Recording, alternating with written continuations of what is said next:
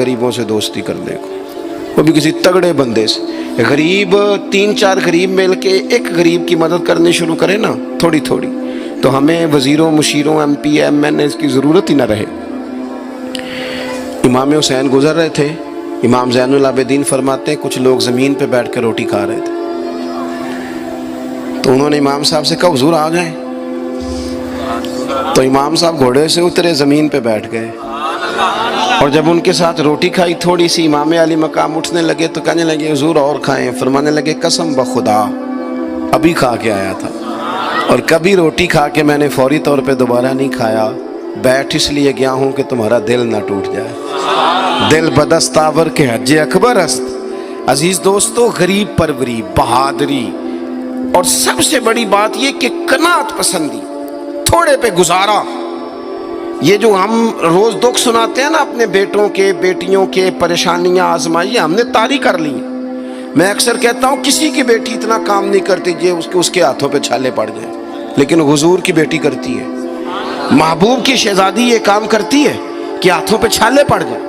نبی پاک صلی اللہ تعالیٰ علیہ وسلم کی شہزادی یہ کام کرتی تھی، ڈیوٹی کرتی تھی ذمہ داری سے۔ اور کنز المال میں وہ چمکتے دمکتے لفظ حدیث کے موجود ہیں کہ اونٹ کے بالوں کی بنی ہوئی چادر اوڑھ کے سیدہ فاطمہ چکی پیس رہی ہیں۔ محبوب نے دیکھا، آنکھوں میں آنسو بھی آئے، پتہ فرمایا کیا؟ فرمایا فاطمہ بیٹا دنیا میں تھوڑی سی تکلیف برداشت کر، آخرت کی ساری عزتیں اللہ تجھے ہی عطا فرمائے گا۔ اپنے گھروں کے اندر یہ خوبصورت ماحول لائیں۔ اور پھر سب سے بڑی بات یہ تھی کہ ان کا جو رشتہ تھا نا مصلی کے ساتھ۔ سبحان اللہ۔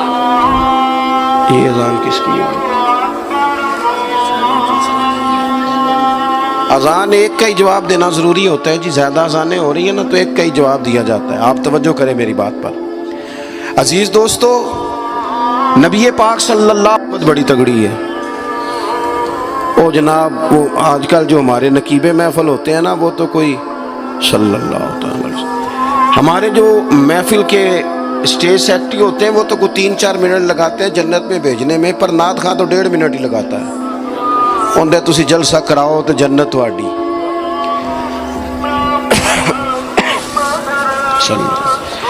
یاد رکھیں کہ نسبت کی مضبوطی ایک بڑی عظمت ہے، اللہ والوں کی نسبت بڑی چیز ہے، اور خدا دے یہ دولت تو یہ بڑی چیز ہے، یہ بڑی چیز ہے۔ یاد رکھ لے میرے عزیز کہ جب آپ کا رشتہ اگر نسبت تگڑی ہے تو عبادت کرنے سے تو اور تگڑی ہو جائے گی، مصلی پہ بیٹھنے سے تو اور مضبوط ہو جائے گی۔ آپ نبی پاک علیہ السلام کے گھرانے کا ترک دیکھیں تو وہ عبادت سے بڑا ان لوگوں کا شغف ہے، اللہ اللہ کرنے سے بڑا ذوق ہے۔ ہم نا پہلے بھی کمزوریاں کافی تھی، پر جب سے موبائل آیا نا، یہ موبائل تسبیح کی جگہ پہ آیا ہے، ہاتھوں میں تسبیح ہوتی تھی جہاں موبائل آئے۔ مصلی کی عبادت، ریاضت کمزور کر لی ہم نے۔ رسول پاک صلی اللہ علیہ وسلم کا اپنا طریقہ یہ تھا کہ حضرت عائشہ صدیقہ رضی اللہ تعالیٰ عنہ فرماتی ہیں کہ حضور نے ساری رات نماز پڑھی اور قدم شریف میں ورم آ گیا۔ کبھی آیا ہمارے پہ پیروں میں ورم عبادت کر کے؟ ساری رات نماز پڑھی، قدمین شریفین میں ورم آ گیا، اور جب قدموں میں ورم آ گیا نا تو فرماتی ہیں میں نے عرض کی یا رسول اللہ آپ کے تو صدقے اللہ اگلے پچھلوں کے گناہ معاف کرے گا، اور آپ اس قدر زیادہ آہوزاری کرتے ہیں۔ تو نبی پاک علیہ السلام نے فرمایا عائشہ تم نے کہا ہے نا اللہ میرے اوپر بڑا مہربان ہے، اللہ بڑا کریم ہے، اس نے مجھے رسولوں کا امام بنایا ہے، اپنا محبوب بنایا، تم ہی کہہ رہی ہو نا یا رسول اللہ؟ ہاں۔ تو فرمایا پھر میں اپنے رب کا شکر گزار بندہ نہ بنوں؟ حضور کثرت سے عبادت کرتے، سیدہ فاطمہ رات کو زیادہ وقت مصلی پہ گزارتی، حضرت امام حسن اور حسین لمبی عبادت کرتے۔ 9-10 محرم کی درمیانی رات تھی، عمر بن سعد امام علی مقام کے پاس آیا کہ کہنے لگا حسین دو ہی باتیں ہیں، یا جنگ کریں گے یا آپ بیعت کریں گے۔ تو امام حسین فرمانے لگے اس طرح کرو، ایک رات کی مہلت دو، صبح بتاؤں گا۔ امام صاحب نے اسے کہا، وہ چلا گیا۔ حضرت عباس بن علی، یہ حضرت علی کے صاحبزادے ہیں، میدان کربلا میں حضرت مولا علی کے 4 اور بیٹے بھی شہید ہوئے، ایک حضرت عباس، ایک حضرت ابو بکر بن علی، ایک حضرت عمر بن علی، ایک حضرت عثمان بن علی. یہ نام دیکھو کیسے شاندار. اور یہ نام حضرت علی نے نام رکھے اپنے یاروں کے نام پہ نام رکھے. خلفائے ثلاثہ سے عقیدت بتاتی ہے ان کی کتنی تھی. تو حضرت عباس رضی اللہ تعالیٰ عنہ نے آ کے سیدنا امام حسین کی خدمت میں عرض کی، حضور آپ نے جو فیصلہ کرنا ہے نا سویرے، مجھے ابھی پتہ ہے، آپ نے بیعت تو کرنی نہیں، ہونی تو جنگ ہے. تو یا رسول اللہ صلی اللہ علیہ وسلم، اے امام علی مقام رضی اللہ تعالیٰ عنہ، آپ نے رات کی مہلت کیوں لی؟ یہ عجیب لوگ ہیں، پتہ نہیں کیا سوچیں گے، مہلت لینے کی کیا ضرورت تھی؟ کہ میری بات یاد رکھنا جو عرض کر رہا ہوں. امام حسین فرمانے لگے، عباس تیرا کیا خیال ہے، سوچنے کے لیے ٹائم لیا ہے تو حضور پھر کس لیے لیا ہے؟ تو کیا جملے ہیں امام حسین کے.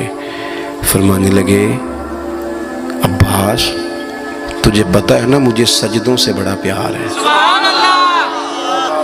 سجدوں سے پیار ہے، دعاؤں سے پیار ہے، عبادت سے پیار ہے. میرا دل کرتا ہے ایک رات رہ گئی ہے میں رج رج کے سجدے کروں، اپنے مالک کے حضور اپنی پیشانی رکھوں، خوب دعائیں مانگوں. تو ان کا تو عبادت سے اتنا شغف تھا.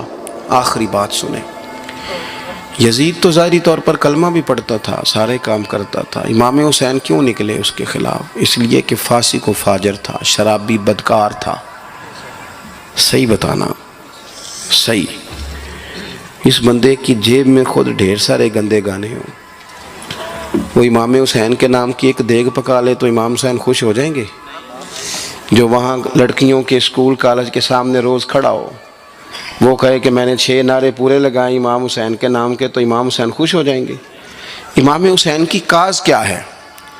وہ کہتے ہیں کہ ایسے لوگ جو فاسق و فاجر ہوں، اعلانیہ گناہ کرنے والے، وہ کبھی بھی عنان حکومت پہ آنے نہیں چاہیے. اور اگر ہم سپورٹر ووٹر ان لوگوں کے ہوں، ہم انہی لوگوں کے سپورٹر ووٹر ہوں جو ظالم ہیں، فاسق و فاجر ہیں، اور ہم بات کریں امام حسین کی، ہم سے نہ رقم ہوں گے قصید یزید کے. ہم لوگ تو حسین کے سیرت نگار ہیں. دورنگی چھوڑ کے یک رنگ ہو جا، سراسر موم ہو جا یا سنگ ہو جا، آپ کبھی کسی ظالم کے سپورٹر نہ بنے. کبھی بھی آپ کو پتا چل گیا بندہ غلط ہے تو ڈٹنا سیکھیں، کھڑے ہونا سیکھیں. وَلَا تَحْسَبَنَّ اللَّهَ غَافِلًا عَمَّا يَعْمَلُ الظَّالِمُونَ. اللہ ظالموں کے کاموں سے بے خبر نہیں ہے. کبھی کسی ظالم کی سپورٹ نہ کریں، کبھی بھی. میرے نبی پاک علیہ السلام نے فرمایا، جس نے زمین کی ایک بالشت پر ظلم کیا نا، اللہ 7 زمینوں کا طوق بنا کے قیامت کے دن اس کے گلے میں ڈال دے گا. کبھی کسی ظالم کے ساتھ کھڑے نہ ہونا، کبھی بھی، ایک منٹ کے لیے. وہ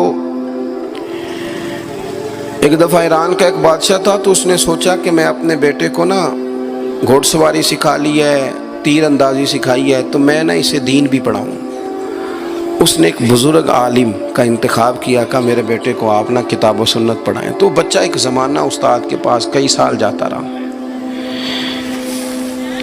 جب اس کی تعلیم مکمل ہو گئی نا، تو ایک دن فارغ ہو گیا. جس طرح ہمارے ہاں چلیں آمین ہوتی ہے یا دستار ہوتی ہے، بچے کی تکمیل ہو گئی. ایک دن ویسے ہی استاد صاحب نے گھر بلایا، کہا پتر میرے پاس آؤ. بچہ چلا گیا تو استاد صاحب نے اندر سے کنڈی لگا لی اور بچے کو کافی سارے تھپڑ مارے، کھینچا، زد و کوب کیا، مارا. بچے نے گھر آ کے والد کو شکایت لگائی تو والد کہنے لگے، پتر تیرے استاد عالم فاضل بندے ہیں، ایسے بلا وجہ مارا، میری سمجھ میں نہیں آتا. ماں کو کہا تو اماں کہنے لگی، پتر تیرا باپ کہتا تو ٹھیک ہے، چلو حالات بدل گئے، زمانہ بیت گیا، وہ بادشاہ فوت ہو گیا، یہ بیٹا تخت پہ بیٹھا.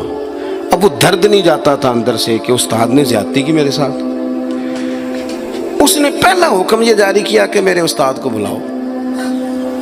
استاد بڑے بوڑھے ہو گئے تھے، ضعیف تھے، چھڑی پہ جھکے ہوئے. 2 بندے لے کے آئے، استاد جی کو کھڑا کیا، استقبال کیا، کرسی بھی دی. کہنے لگا، استاد جی ناراض نہ ہونا، میں بے اختیار تھا، آپ سے پوچھ نہیں سکا، آج میں نے پوچھنے کے لیے بلایا ہے، میرا قصور کیا تھا؟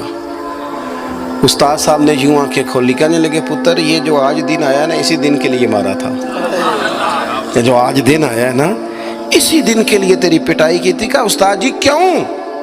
کہنے لگے، پتر کتنے کو سال ہو گئے مار کھائی کو، کہا کو 13-14 سال ہو گئے، بھولی تو نہیں نا زیادتی؟ کہا جی بھولی نہیں۔ فرمانے لگے اس لیے تجھے مارا تھا کہ ایک نہ ایک دن تو نے باپ کی جگہ پہ بیٹھنا ہے، پتر خیال رکھنا اگر میں نے تیرے ساتھ کوئی زیادتی کی تھی تجھے 14 سال نہیں بھولی تو بھی کسی کے ساتھ نہ کر بیٹھنا، اسے قیامت تک نہیں بھولے گی، اور ایک عدالت صبح قیامت بھی لگے گی، پھر وہاں جواب دینا ہے ثم لتسألن یومئذ عن النعیم۔ جو تمہیں اقتدار کی نعمت ملی ہے اس کا خیال رکھنا، اللہ تعالیٰ حساب لے گا۔ میرے دوستو کبھی بھی ظالم، وہ امام مالک مسئلہ بیان کر رہے تھے، فرمایا ظالموں کا مددگار بھی